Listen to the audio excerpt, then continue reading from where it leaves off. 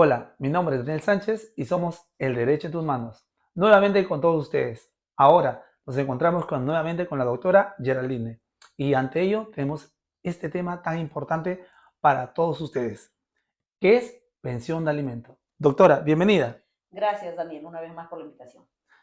Y ustedes lo que tanto pidieron, pensión de alimentos. ¿Qué conlleva esto? ¿Cuándo procede la demanda?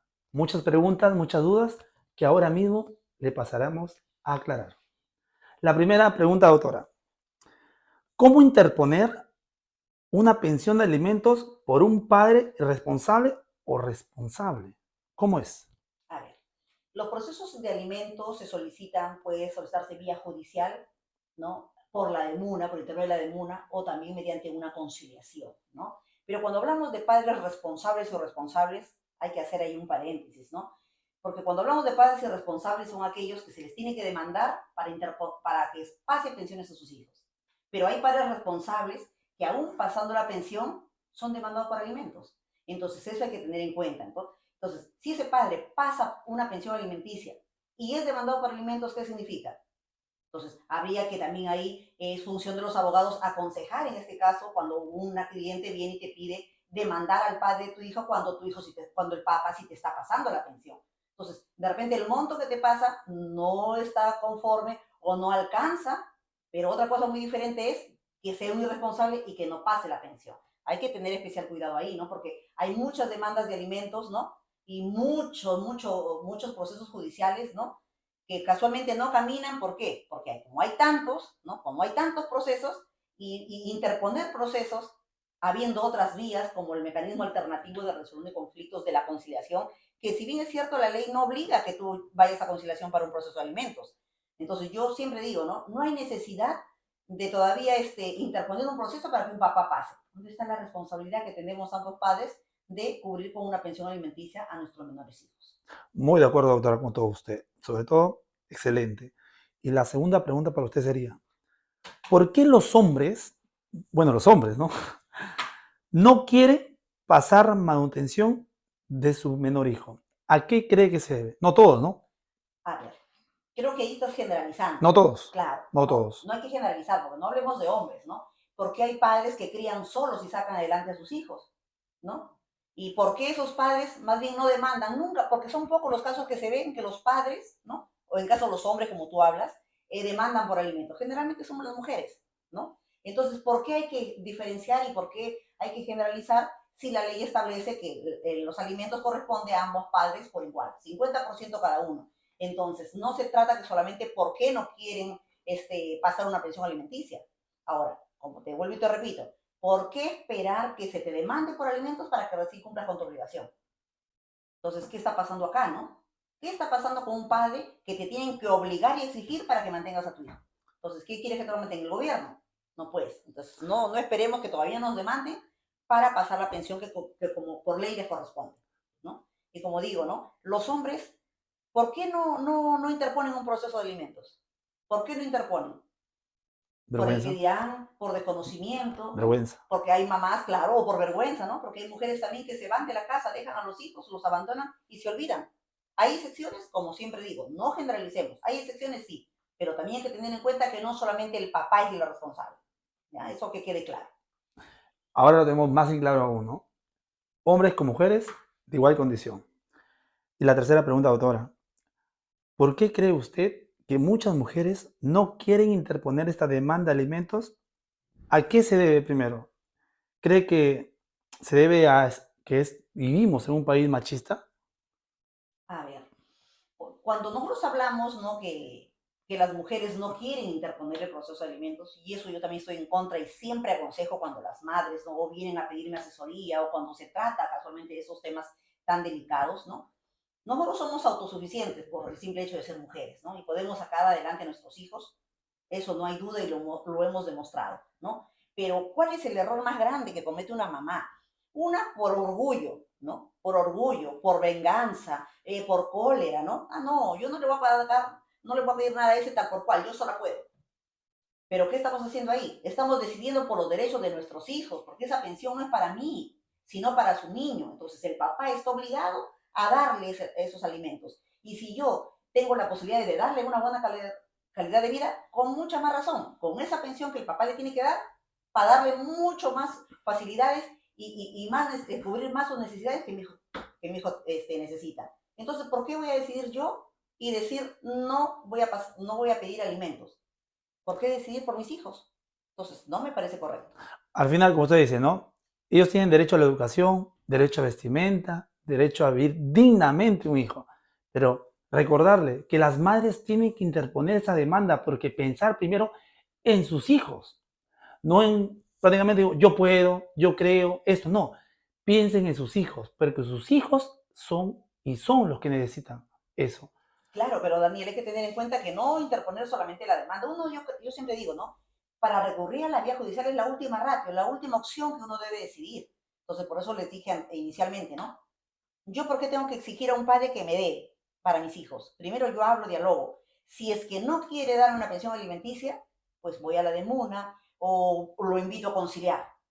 La última opción ya es demandar por alimentos ante el incumplimiento, que no por ningún lado, porque tampoco va a estar mezquinando una pensión, ¿no? Simplemente él sabe su obligación, pero a tanta insistencia, ¿no? Que el hombre se niega a pagar, pues que se haga el proceso de alimentos, ¿no? Y ese proceso de alimentos que se está vulnerando el fin principal, ¿no? Como es el derecho a vivir dignamente de un menor. Entonces, al incumplimiento, eso ya se deriva a un delito. Y ese delito deriva, ¿no? Y conlleva a que esta persona vaya presa en caso de incumplimiento de la pensión alimenticia.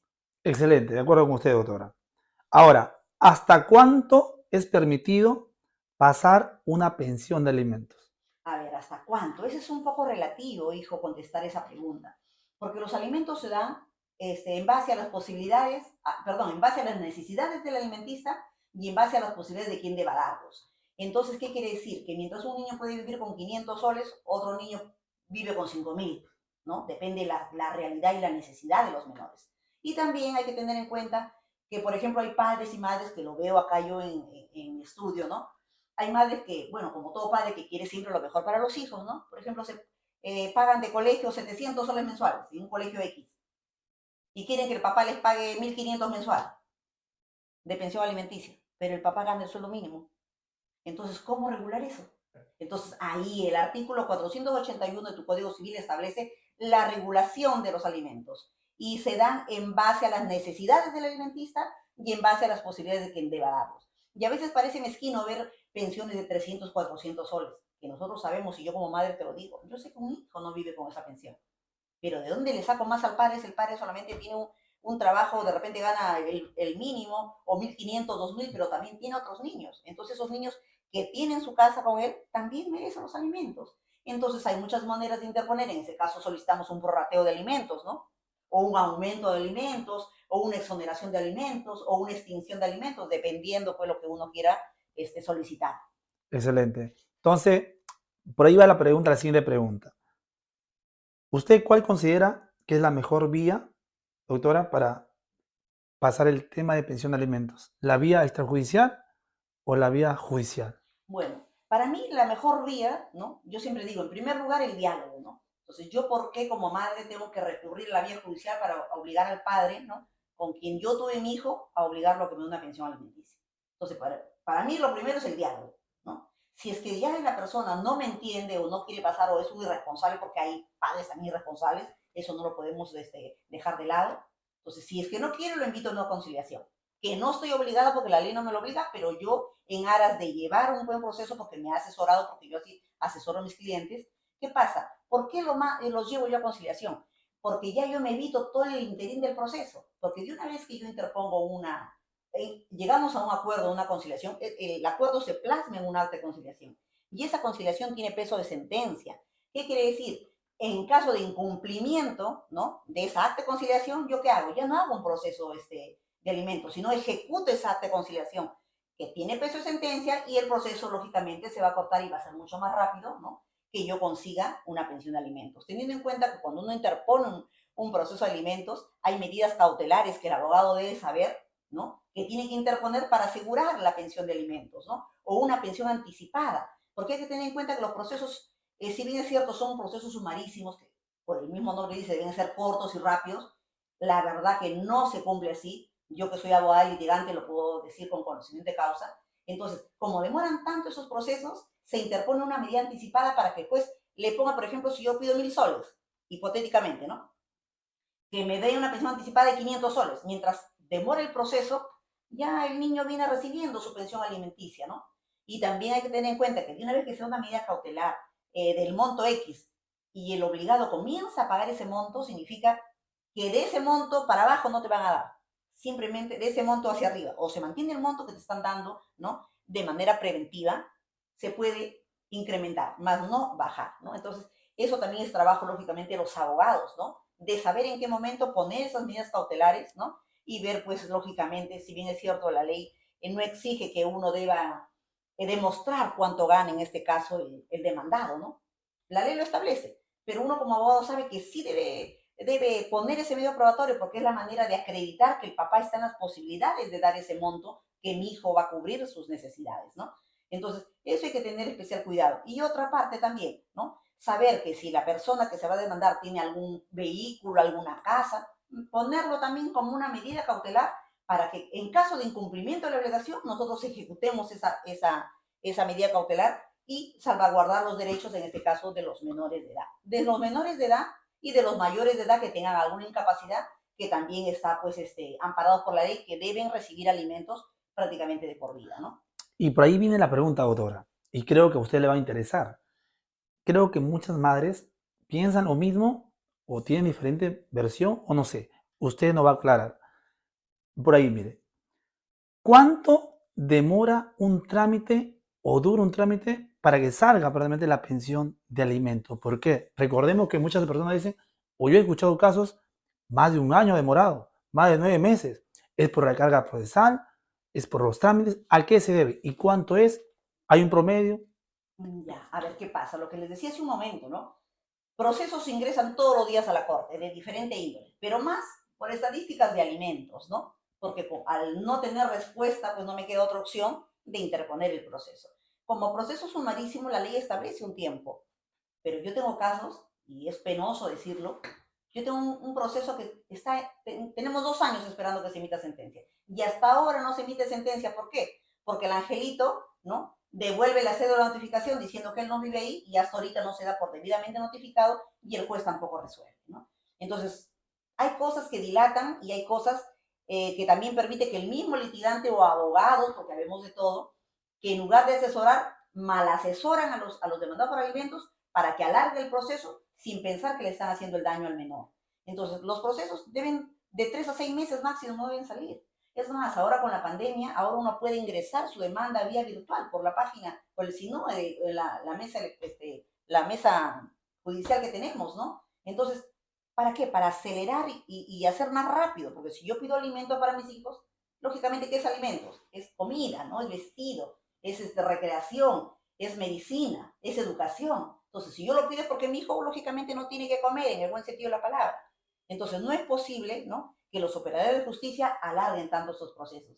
Y algo más que te quiero decir, Daniel, discúlpame que me explaye porque es un Dígame, trabajo, dígame. ¿no?, que venimos batallando los abogados litigantes. Por ejemplo, yo he tenido un caso de un señor que ha hecho el depósito, ¿no?, de unos devengados. 2 meses he tenido que esperar para que la secretaria provea ese depósito judicial para entregarle a la madre alimentista. Entonces, ¿qué les pesa, discúlpenme la expresión, de proveer el documento y darle trámite para que la mamá pueda cobrar ese cheque? O sea, es el colmo que tengamos que estar a cada rato llamando, llamando, llamando, o acercarse, bueno, porque ahora por la pandemia, ahora todo se hace virtual, vía telefónica, ¿no? 2 horas en el teléfono para que te contesten y en el último caso quejarte a Lodesma para que le den trámite y pueda esa madre de familia cobrar ese depósito judicial. Entonces, esto también es un llamado de atención a las autoridades, ¿no? A los encargados de administrar justicia, ¿no? Y nosotros como abogados, ¿no? Saber lo que debemos hacer y que la ley también nos ampara. Ante eso, me hace recordar, ¿no? Sale la resolución a favor de la madre que haya demandado, pero sin embargo, el mismo juez tiene que darle prácticamente la cuenta, si no me equivoco, prácticamente lo que es prácticamente en el Banco Nacional de Perú, pero sin embargo, hay jueces que yo he visto y casos que he visto que no le dan la cuenta. ¿Y qué puede hacer esa persona? No, es que, ¿qué pasa?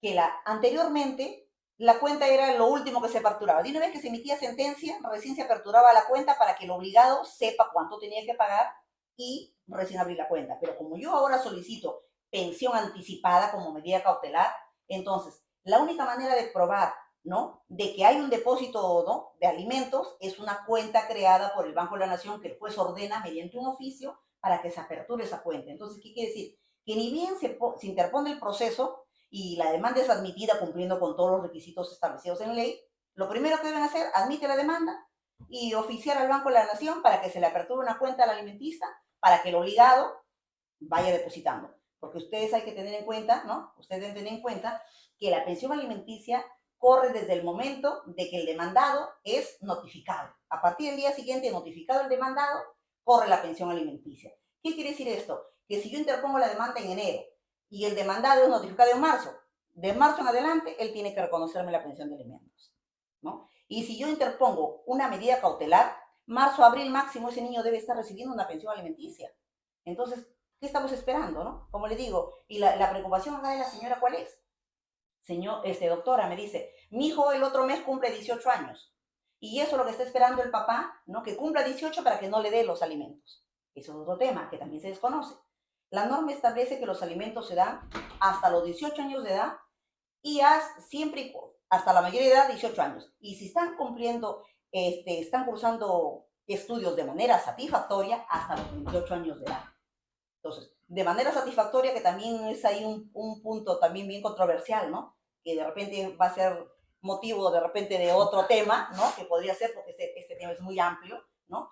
Pero la ley establece que tienes derecho hasta los 18 años de edad, de 18 años de edad en adelante cuando tienes alguna una incapacidad, ¿no? O alguna enfermedad mental, ¿no? O hasta los 28 años de edad. Doctora, haciendo ver de lo que nos está contando, ¿a qué se debe ese RQ de orden de captura? O sea, si una persona no pasa la pensión de alimentos, automáticamente tiene que llamar a su abogado para que se haga la notificación de RQ, o si y la persona de que previamente hizo la pensión de alimentos y no pagó en el mes, no cumplió, esa persona no cumplió en el mes, realmente, y ella no va a su abogado que interponga el RQ, ¿no sale nada? No, es que no es así, ¿Cómo no es es? inmediatamente, ¿no? Todo es un proceso, ¿no? Estamos hablando del derecho y tenemos que respetar las normas, lo que está establecido. Entonces, todo es un debido proceso y el debido proceso es un principio fundamental en el derecho que lo tenemos que tener bastante claro.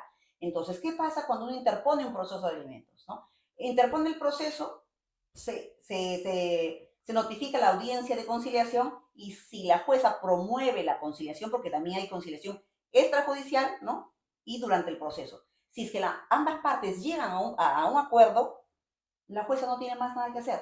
Ahí nomás se concluye el proceso. Es más, la norma establece que los jueces pueden emitir sentencia en ese momento. Y sin embargo no lo hacen. De todo el tiempo que yo tengo litigando, solamente 2 veces los jueces han sentenciado en el momento de un proceso de alimentos. Ha sido aquí en la ciudad de Trujillo y otra vez en Cajamarca. La primera fue en Cajamarca, que me llamó mucho la atención, tanto así que hasta felicité al juez, porque esa es la forma, ¿no? Celeridad, porque los procesos de alimentos deben ser céleres, ¿no? Entonces, de una vez que se notifica, suponiendo que no llega a una conciliación y los jueces son los encargados de poner la pensión de alimentos, se cursa la resolución, ¿no? Para ver si se emite sentencia y 3 días el obligado tiene que cumplir. Ahora, ¿qué pasa si es que pasan los días y ninguna de las partes apela? Porque tienen el derecho de repente a apelar. De repente al demandado le pusieron una pensión muy alta y él apela porque de dónde va a pagar pues 1.000 soles y gana 900, ¿no? Entonces definitivamente va a apelar. Pero ¿qué pasa si la demandante, en este caso, o demandante, ¿no? Porque puede ser hombre o mujer, ¿no? Pone una pensión de 1.000 soles y le dan los 1.000 soles, definitivamente no va a apelar porque está de acuerdo, porque lo que pidió le dieron, ¿no? Entonces, de una vez que ninguna de las partes apela, esa sentencia, ¿no? Se declara consentida. ¿Qué quiere decir?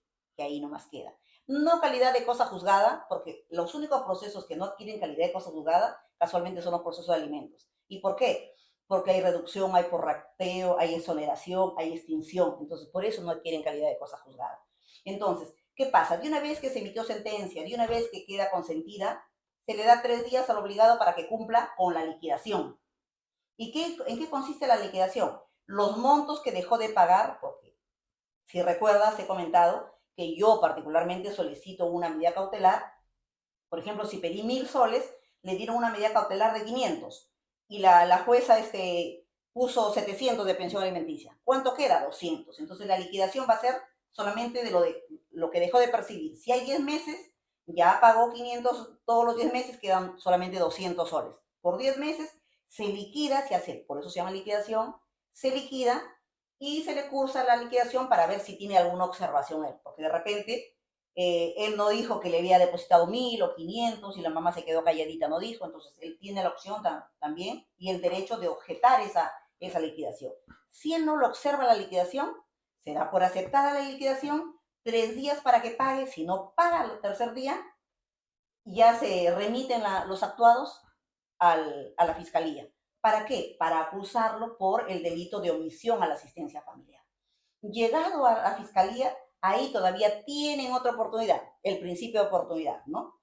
Que él acepte los cargos, pague una reparación civil y pague la liquidación, que puede ser en 3, 6, hasta 9 meses excepcionalmente cuando los montos son demasiado altos, ¿no? Si es que aún con todo no llegan a una conciliación o simplemente no paga, ahí ya se deriva el fiscal deriva a un juez penal, el juez penal también le da el derecho al principio de oportunidad, ¿no? Que acepte los cargos que le va a sentenciar por el delito de omisión a asistencia familiar y tiene que pagar. Si no paga, se va preso. Pero ¿qué pasaría si él está rebelde, no ha contestado la demanda? Ahí se le da recu porque no pagó y orden directo adentro. Ustedes saben que por deuda no hay cárcel, ¿no? Pero por alimentos sí te vas adentro. Y eso es lo que deben cerrar los papás, lo deben tener muy, muy claro. Pero doctora, base esta pregunta. Muchos de nosotros que nos miran, ustedes que nos están mirando, preguntarán, damos mucho a la mujer, ¿no? Pero sin embargo, hay que poner la posición de los hombres. Porque también preguntan, ¿no? ¿Qué pasaría si una persona pasa pensión de alimentos pero no justifica la pensión de alimentos? Y la mujer, quién sabe, por cólera, despecho, molestia, interpone esa demanda. ¿Cómo puede probar esa persona que se ha pasado? ¿Complicado? Claro, claro que sí. Y eso creo que te lo traje a colación las primeras preguntas que tú me hiciste. Mira, yo siempre tuve el concepto errado cuando uno es estudiante, ¿no? Tiene uno, pues, cuando lógicamente ingresa a estudiar, tiene pocos conocimientos o casi nada de derecho, ¿no? Y siempre yo tenía ese concepto, ¿no? Que la persona que es demandada por alimentos es porque es un padre malo, irresponsable, qué barbaridad, lo peor.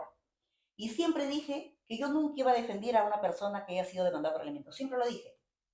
Pero con el interín, ya con la práctica y cada caso que uno ve, me traigo a colación un caso, ¿no? Siempre te cuento mis casos, pero es de la vida real lo que pasa, señores, ¿no? Entonces lo tengo que contar, ¿no? Me llama una señora, porque generalmente a mí todos son por llamadas, modestia aparte, recomendándome a un joven que quería que lo defienda, que lo habían demandado por alimentos y quería que yo conteste la demanda. Y yo le dije que definitivamente yo no iba a tomar su caso.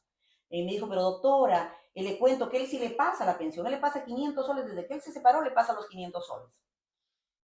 Le digo, mire señora, porque yo la conocía, ya había sido mi cliente la señora. Le digo, mire, si él me acredita que decía que hace 2 años se habían separado y él le depositaba 500 soles mensuales.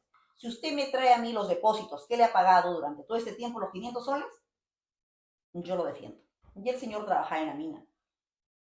La señora al día siguiente me trae todos los recibos que el señor le pagaba 500 soles mensuales a la señora por su menor hija desde el día que se fue. Entonces ahí me di cuenta que no siempre es lo que los demandados por alimentos son unos irresponsables. Entonces ahí me di cuenta, ¿no? Que una cosa es que el padre o la madre no pase alimentos y otra cosa muy diferente es que lo que te pase a ti no te alcance, Es ¿no? muy diferente. Ese es diferente, ¿no? Pero cuando a ti te demandan, te hacen ver cómo, tu imagen como si fueras un mal padre. Ah, no, ha sido demandado por alimentos, ¿no? Y ya como que los vemos mal porque han sido demandados. Y no es así. Entonces, Reputación. claro.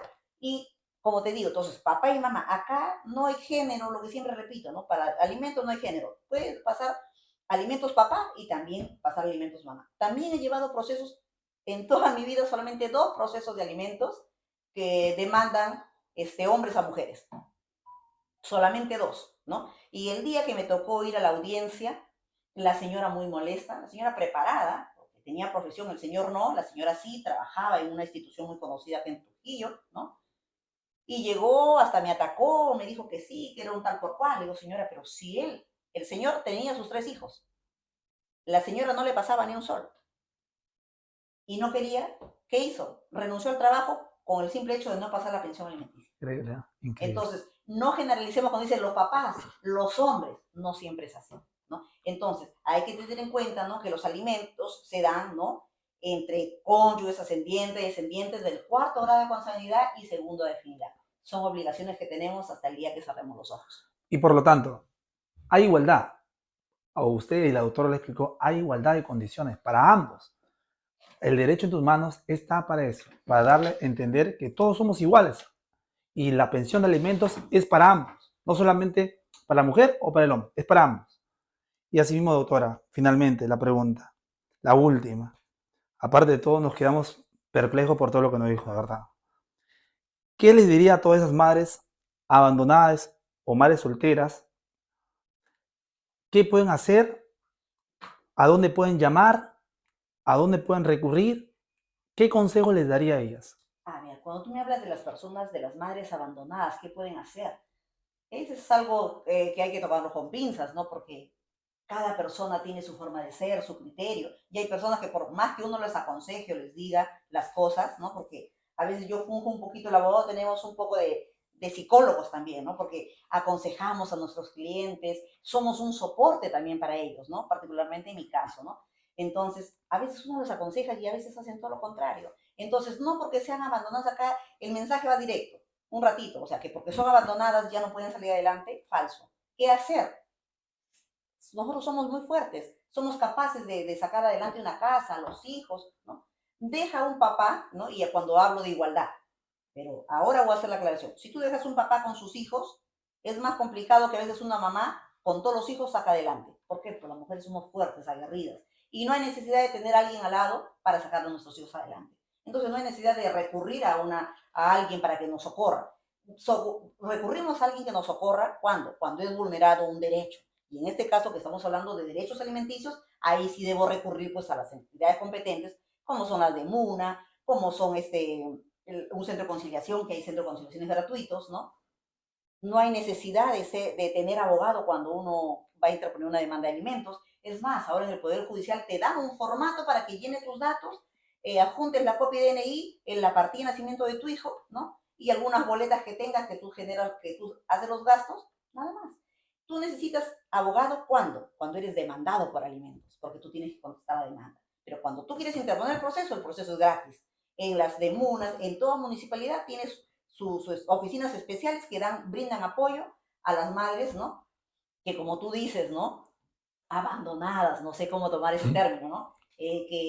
O se quedan sin el papá porque el papá las abandonó con el hijo ahí, o es más, hasta ni los reconocen, ¿no? Entonces hay mujeres que porque tienen el hijo, el papá no lo reconoció, creen que no tienen derecho a pedir alimentos. Y eso es otro error grande también. Entonces, eso vuelvo e invoco, ¿no? Hacer este tipo de programas, ¿para qué? Para concientizar a la gente, educar y enseñarle pues lo que deben hacer, porque mucha gente no lo sabe. Y déjenme decirle que si hay abogados, ¿no?, que no saben esto, ¿qué será por la gente de a pie? Entonces, nuevamente, a felicitarlos por este tipo de programas, ¿no? Y de verdad, yo siempre digo, ¿no? ¿De qué vale tener un conocimiento si no lo comparte? Entonces, ahí va la aclaración. Y también va a ser por otro tema, ustedes que nos ven y doctor que nos aclaró, sería otro tema a ver, ¿no? Porque a veces colegas nosotros o colegas que tenemos nosotros defienden a veces, claro, es el derecho defender a toda persona, ¿no? Pero defender a un padre que no pasa pensión o viceversa y dilatar el caso para que se prorrogue y prorrogue, es triste, lamentable, ¿no? Pero, como dice, es otro tema, muy aparte, pero lo más importante es que ya todos sabemos qué hacer, usted madre que no mira, madre soltera, o tú también como hombre, sabemos qué hacer en este momento. Y al contrario, felicitarla nuevamente, doctora, porque es una exposición magistral del tema de hoy día. Y Muchas también, gracias. y también agradecer también a, a Salón Unisex Marta Sofía, Salón de Belleza, donde encontrarás tintes, mechas, corte de pelo para hombres y mujeres. Gracias por pertenecer al derecho en tus manos. Nuevamente, doctora, A agradecerle. ustedes, gracias también y siempre dispuesta a compartir cualquier conocimiento que yo tenga. Y todos ustedes será hasta la próxima semana. Un gusto, cuídense. Gracias.